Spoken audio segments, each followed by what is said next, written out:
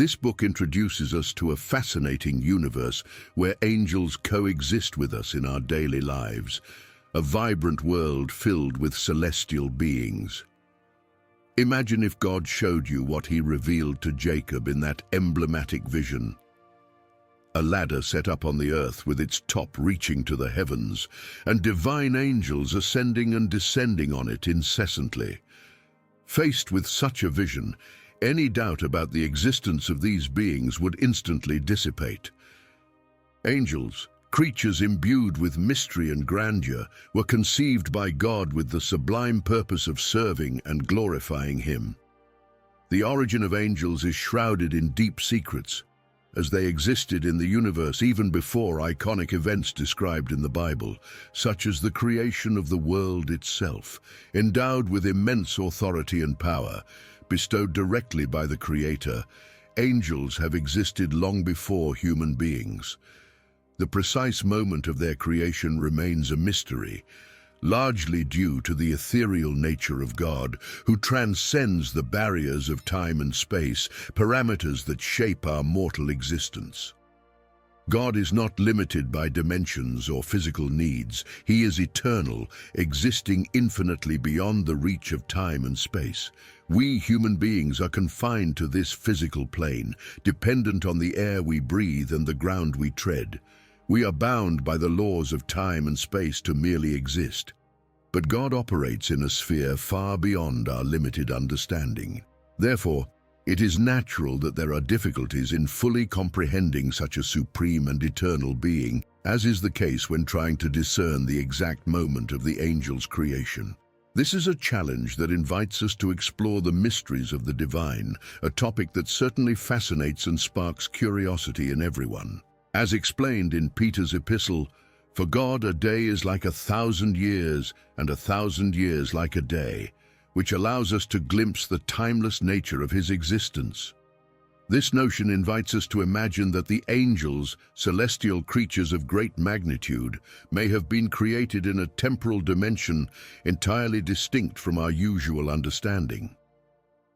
The Bible does not provide precise details about the exact moment of the angels' creation in the early chapters of Genesis, leaving a veil of mystery over their origins.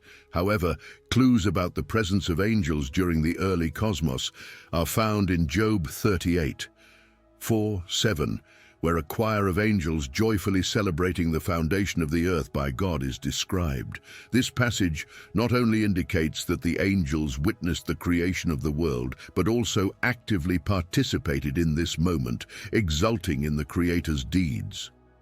Such verses reinforce the understanding that angels are intrinsically linked to the divine order, existing for the glorification of God since time immemorial. In the book of Revelation, the description of countless angels worshipping around the divine throne reiterates their eternal purpose of adoration.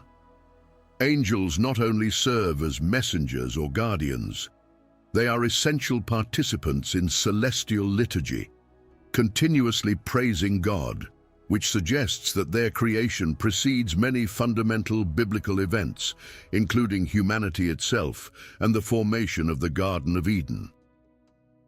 Through these passages, we are also introduced to the complex hierarchy and various roles that angels play. From messengers to warriors, from guardians to leaders of praise, each fulfills a specific function ordained by God. Beyond their celestial role, angels have a profound interaction with the human realm. They act as mediators between the divine and the earthly, as demonstrated in crucial moments, such as the announcement by the Archangel Gabriel to Mary and the battles led by Michael in spiritual realms. This interconnection is essential to understand the dynamics between good and evil and the ongoing narrative of the spiritual struggle that permeates biblical history, echoing a cosmic battle that extends to our present day. In the current scenario, the role of the Archangel Michael is immensely highlighted, as described in the book of Daniel. He is seen as a majestic figure, a divine protector, and a formidable warrior fighting on behalf of God's people. His mention as the Great Prince, who stands up to defend Israel in times of supreme adversity, underscores his exceptional position as the guardian of an entire nation. His task extends beyond a combative role. He is a symbol of security and hope, enveloped by the divine promise of protection and salvation for those written in the heavenly book. Furthermore, the story of the angels, including Lucifer's rebellion that transformed him into Satan, introduces a dimension of free will and moral choice within the angelic sphere. These accounts make us reflect on the complexity of angelic existence, which is not only linked to acts of worship and divine messages, but also includes decisions and eternal consequences. This narrative is often embellished and altered in cultural representations, such as movies, television series, and literature, where angels are frequently depicted in ways not entirely aligned with the scriptures. Therefore, it is vital to delve into the true roles and stories of angels as revealed by the Bible, where they are mentioned more than 250 times, playing active and crucial roles from creation to apocalypse. The influence of angels in the life of Jesus and in biblical events is palpable. They are often described as part of the armies of heaven or as a heavenly host. This term leads us to ponder the mighty angelic armies in the service of God, known in Hebrew as Yahweh Sabaoth, or Lord of Hosts. This designation reflects not only the sovereign power of God, but also the magnificent order of celestial beings operating under his command. This compendium on angels seeks to clarify and enlighten understanding of these celestial beings, highlighting their constant and active presence both in sacred scriptures and in the lives of believers. Reflecting on the immense power of the celestial army and the role of angels as messengers and protectors offers a new perspective on the complexity and beauty of the divine order, enriching our appreciation for the depth and breadth of angelic influence. The passage in Matthew 26:53 really illuminates the immense power and authority that Jesus possessed while walking on earth. The reference to the ability to summon more than 12 legions of angels is a striking example of the divine strength that was at his disposal, a demonstration of the celestial support that could be mobilized instantly at his command. The notion of a legion, being composed of at least 6,000 soldiers in Roman times, gives us a quantitative perspective on what this term means when applied to angels. Thus, considering more than 12 legions, we are talking about a celestial army of at least 72,000 celestial beings ready to intervene decisively. This is not just a number. It is a representation of the immense power and authority of God that Jesus had at his disposal. Imagining this number as if they were spectators in a football stadium helps to visualize the magnitude of this celestial army. Each of these angels, ready for action at Jesus' command, is not only a reflection of his divine authority, but also a testament to his obedience to the scriptures and the divine plan. Jesus chooses not to use this celestial army not because of a lack of power, but as a conscious decision to fulfill the prophecies and the will of God, willingly submitting to the events that would lead to his crucifixion. This choice highlights a profound truth about Jesus' character, his unwavering commitment to the mission entrusted to him by the Father, even in the face of suffering and death. This act of self-denial exemplifies the fulfillment of biblical prophecies and the depth of Christ's sacrificial love for humanity. The ability to renounce such power reinforces the nature of his ministry and mission, where salvation came not through military strength, but through sacrifice and redemption. This reflection invites us to consider the magnitude of spiritual power present in biblical narratives and the depth of Jesus' commitment to his divine purpose, demonstrating an obedience that serves as a model for all believers. reflecting on the power Jesus had at his disposal, exemplified by the devastating potential of a single angel and multiplied by the astronomical number of angels he could have summoned, truly expands our understanding of his divine authority and sovereign control over events. The story of the angel who alone defeated 185,000 Assyrians is a powerful testament to the celestial power at God's disposal, and by extension Christ's. This profound understanding reinforces the crucial message of the gospel that Jesus was not a helpless victim, but a sovereign who chose to sacrifice himself. He was not overcome by human forces. He deliberately gave up his life, fulfilling prophecies and executing the will of his Father, as he himself states in John 10:18. The decision not to summon the angels was a conscious choice to allow the necessary events for humanity's redemption to occur. This perspective causes us to rethink our own position in the universe, as you mentioned. Far from being at the top of the food chain, we are subordinate to much grander and more powerful forces operating in the spiritual realm. This humble acknowledgement can be transformative. As we meditate on heaven, this place of unimaginable peace and eternal beauty, we are reminded of the promise of a future existence free from pain and suffering, where God's continual presence envelops us in love and light. The description of heaven with streets of pure gold, gates that never shut, and divine light that never fades, not only comforts, but also incites a holy longing for this perfect communion with God, which you so poetically described. In this context, the Bible not only provides us with stories of past events, but also plants in us the hope and anticipation for an eternal home, where every detail, from the tree of life to the crystal-clear waters of the river of life, speaks of restoration, healing, and continual renewal.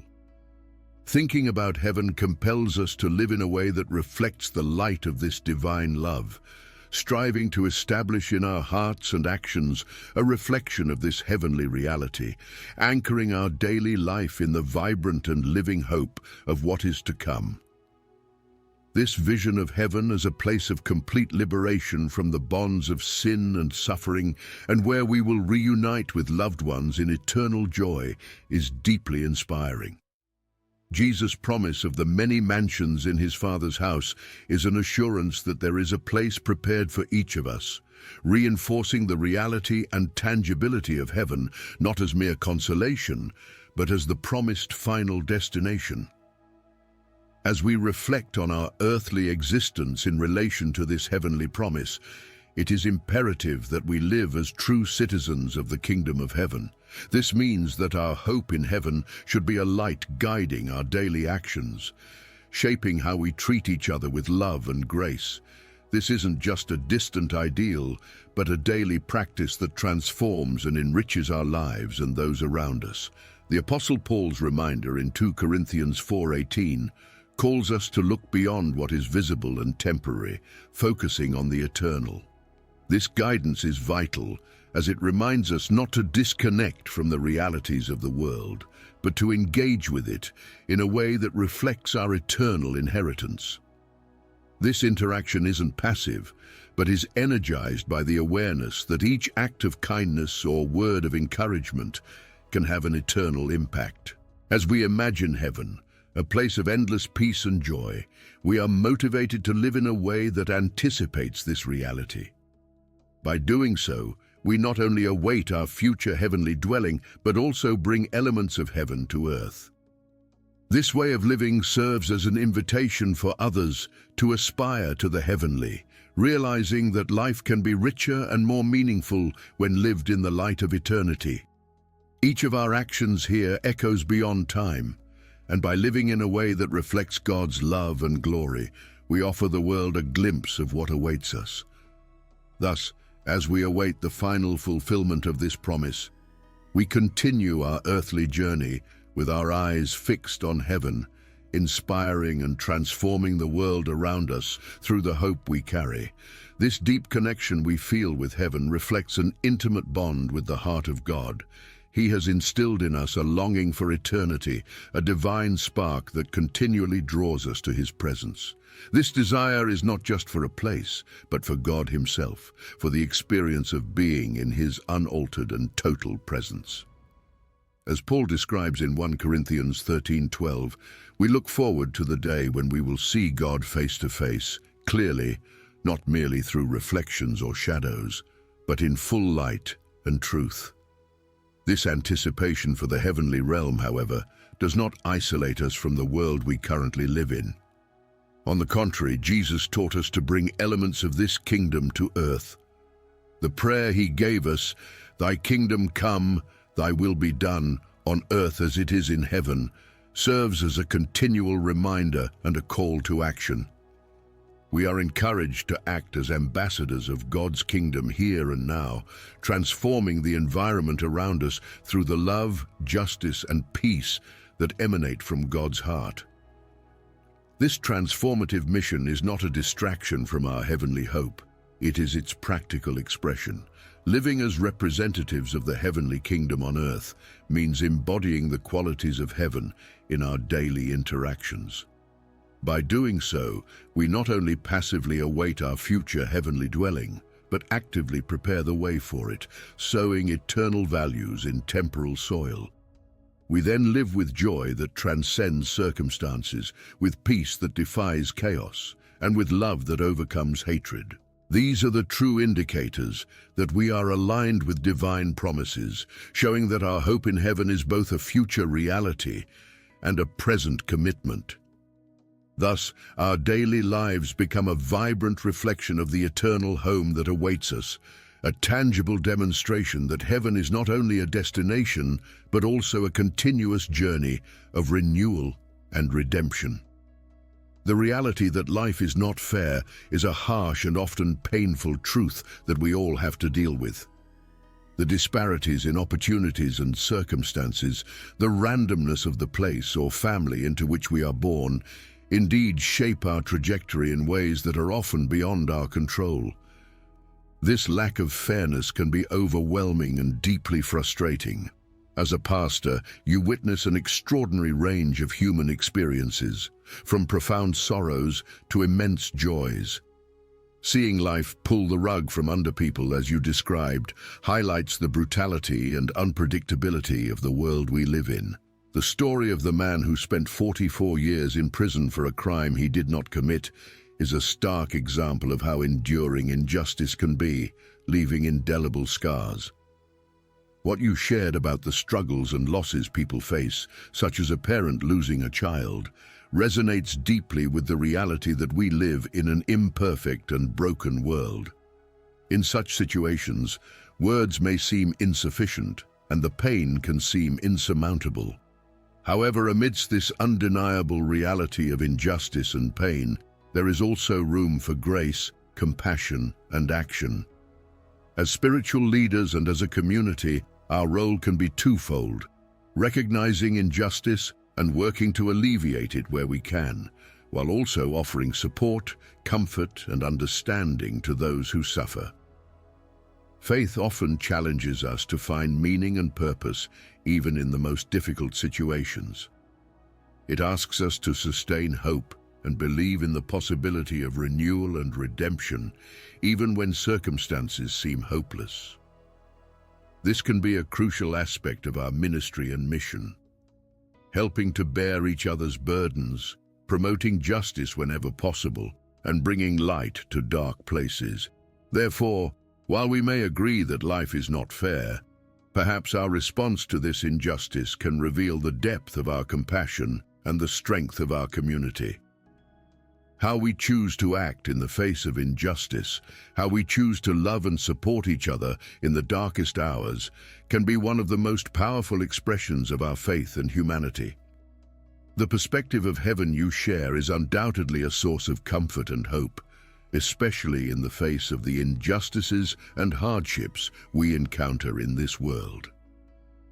It is comforting to think of a place where the ills and pains of this world do not exist, where there is no suffering or sorrow, and where all forms of injustice are corrected by the perfect justice of God.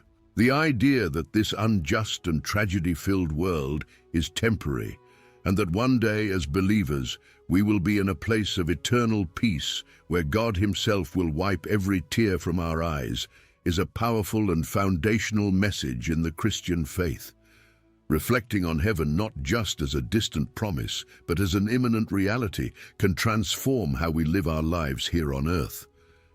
It challenges us to live with an eternal perspective, valuing what is eternally significant rather than getting lost in the transient worries of this world. Moreover, considering heaven inspires us to mirror its values here on earth: love, peace, justice, and compassion, as a preview of what is promised for the future. This not only gives us hope, but also motivates us to be agents of change, working to bring a reflection of that glorious future into the present, helping to alleviate suffering and promote justice in our broken world. I encourage everyone to not only yearn for heaven in a future sense, but to let that hope deeply influence how we live today. May we bring light where there is darkness, offer peace where there is conflict, and show love where there is hatred. By doing so, we are not only following Christ's example, but also demonstrating to the world around us a glimpse of heaven on earth, preparing both ourselves and others for the eternal reality that awaits us.